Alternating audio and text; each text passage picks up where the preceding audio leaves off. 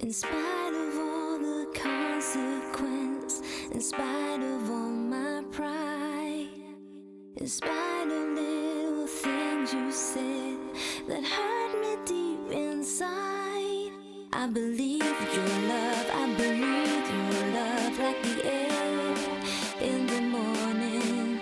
I salute your love, I salute your love, and I can't get away. Baby, when the lights go out.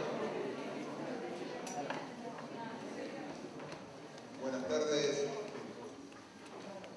a todas y a todos, y gracias por estar presente en la presentación del libro del doctor Eduardo Aguirre. Como decano de la Facultad de Ciencias Económicas y Jurídicas, realmente para nosotros ha sido un honor. Primero que Eduardo, digamos, fundamentalmente tenga su título de doctor y con la máxima reconocimiento que se le dio en España con este doctorado cum laude que se otorgó en España. Así que para la Facultad de Ciencias Económicas y Jurídicas de esta Universidad Nacional de La Pampa realmente es un orgullo tenerlo a Eduardo como docente y a su vez ya tenerlo con semejante título, digamos, y semejante honor para nosotros. Y además de esto, todavía la presentación de su tesis con respecto a este doctorado y la presentación a través del libro que hoy se está presentando. Así que solamente a nivel institucional, agradecerle a Eduardo siempre el acompañamiento como docente de esta casa, de estar continuamente avanzando con su perfeccionamiento, hoy su doctorado, y a través poder regalarnos a todos nosotros el libro que estamos presentando. Eduardo, te doy la palabra a vos y gracias nuevamente desde la Facultad de Ciencias Económicas y Jurídicas por todo. Bueno, buenas tardes a todos y a todas. Muchísimas gracias por las palabras, señor decano. También para mí es un enorme placer hacer este ejercicio de devolución con todos ustedes, alumnos, colegas, amigos, mi esposa, sin quien seguramente esto no hubiera podido ser posible.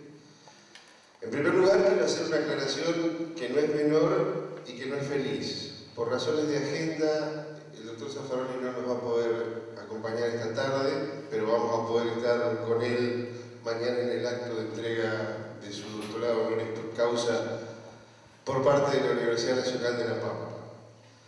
De todas maneras, quiero que sepan que el doctor Zaffaroni es un amigo permanente de esta casa. Es más, allá por el año 2000, en la primera oportunidad que él tuvo de visitar la provincia de La Pampa, lo hizo en el marco de la maestría en Ciencias Penales que se cursaba y se cursa todavía en esta Facultad de Ciencias Económicas y Jurídicas.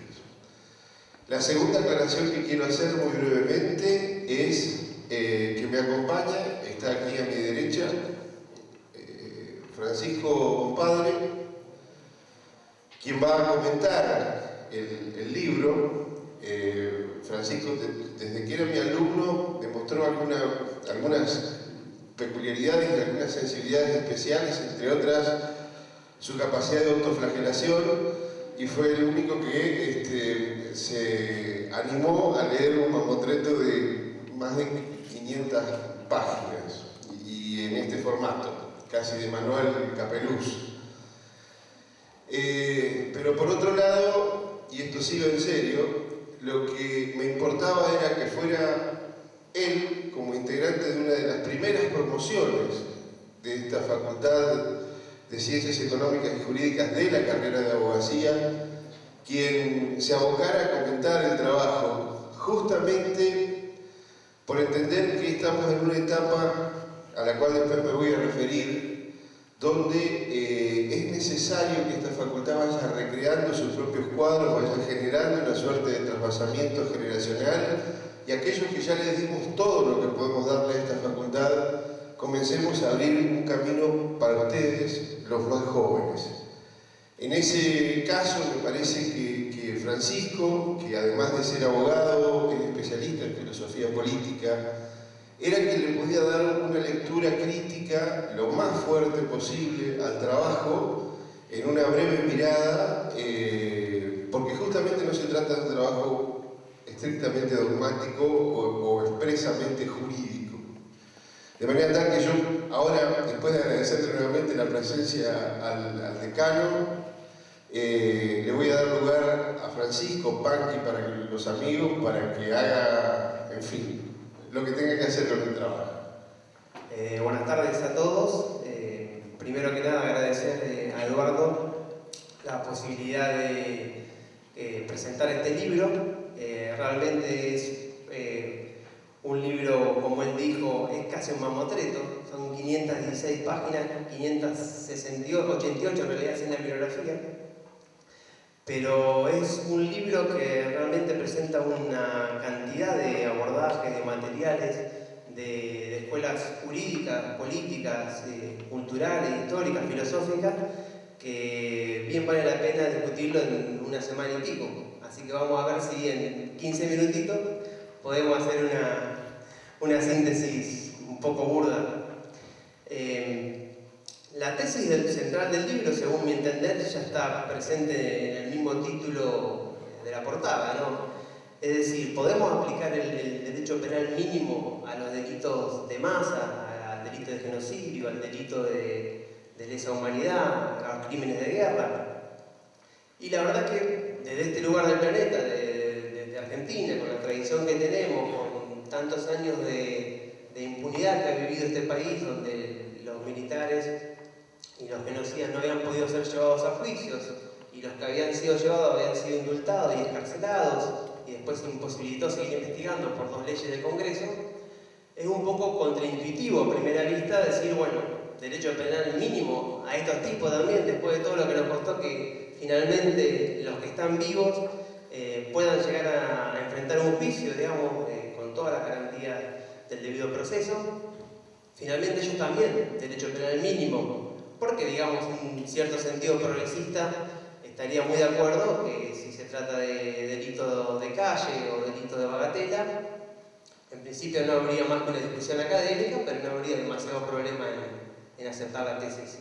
Ahora bien, ¿qué pasa cuando esta tesis tiene enfrente a Videla, o a Macera, o a Menéndez? Y después sí, 2 críticas que me gustaría hacerle, digamos, como bien dice Eduardo, más desde la filosofía jurídica, que de un análisis dogmático o jurídico penal del tipo penal de genocidio o la convención, dado que Argentina no tiene tipo penal de genocidio en el Código Penal, pero sí firmó la convención. En ese punto, el libro de Eduardo es además que es el libro más grande, digamos, que el más largo, más extenso que él ha escrito, es el que más, como le decía, temáticas aborda. En principio, obviamente, no está fuera de ello el derecho penal, pero tampoco está fuera del libro la tematización del derecho internacional penal, que es un derecho que va a otra velocidad, que ha costado mucho más, ustedes saben, realmente poner de acuerdo a 200 países en el mundo lleva su tiempo, hay diferentes culturas jurídicas, diferentes sistemas, digamos, políticos, y por supuesto diferentes intereses geopolíticos que no siempre permiten que esto sea fácil. Sin embargo, Eduardo repasa la génesis, la historia, cómo se fue desarrollando, las limitaciones que tiene hoy en día el derecho penal. Ustedes saben que Estados Unidos, digo, el derecho penal, la Corte Penal Internacional, como un punto de llegada hoy en día, Estados Unidos ha boicoteado permanentemente a la Corte Penal Internacional, le ha limitado algunas funciones, algunas atribuciones, con lo cual no es, digamos, cuestión de decir, bueno, debería pasar esto y simplemente se hace. Las relaciones políticas internacionales son bien complicadas y Eduardo da cuenta de eso en algunas páginas de su libro. También da cuenta del derecho penal de la emergencia, ¿no? Un derecho tan de moda en ciertos contextos culturales, o llamado derecho penal de la excepción, en las sociedades de riesgo, ¿no? En realidad, lo que está dando cuenta Eduardo es de una crisis del derecho penal, en el sentido de como entendemos el derecho penal liberal clásico del siglo XVIII, de Beccaria para acá, digamos. Y no es reciente, esta crisis tiene sus años ya. Sigue con las funciones de la pena, ¿no? Se pregunta Eduardo cuáles son las funciones de la pena. Siempre cuando leía el libro pensándolo con el delito de genocidio, que es lo que le interesa a él discutir, no pensándolo por ahí para delitos, otro tipo de delitos o para contextos solamente nacionales. Entonces pensaba en las funciones de la pena, ¿no? Que si la pena, la función general, de prevención general o especial, tanto negativa o positiva, o combinada, las funciones mixtas, digamos, tienen sentido. Bueno, finalmente, luego de ir criticando una a una, termina adhiriendo a la tesis de Zaffaroni, la teoría diagnóstica de la pena, o teoría negativa de la pena, ¿no?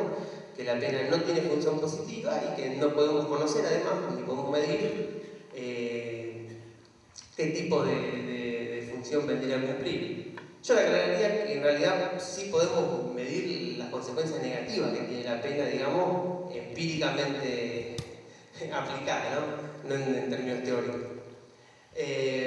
También Eduardo se acuerda de pasar revista al declive de los paradigmas o de las ideologías re, ¿no? La readaptación, la reinserción, la repersonalización, son todas palabras muy de moda y categorías jurídico-políticas criminologicas de la década del 70 que entran en crisis, digamos, ya hace por lo menos 2 décadas, pero que sin embargo, para el caso, por ejemplo, argentino y otros tantos, sigue estando en el programa constitucional, o sea que no es fácil renunciar a este tipo de ideal resocializador, ni a la crisis que llama Eduardo del correccionalismo, ¿no? Desde la criminología crítica, en estas mismas aulas, hemos criticado en cantidad de congresos y charlas y ponencias el ideal resocializador.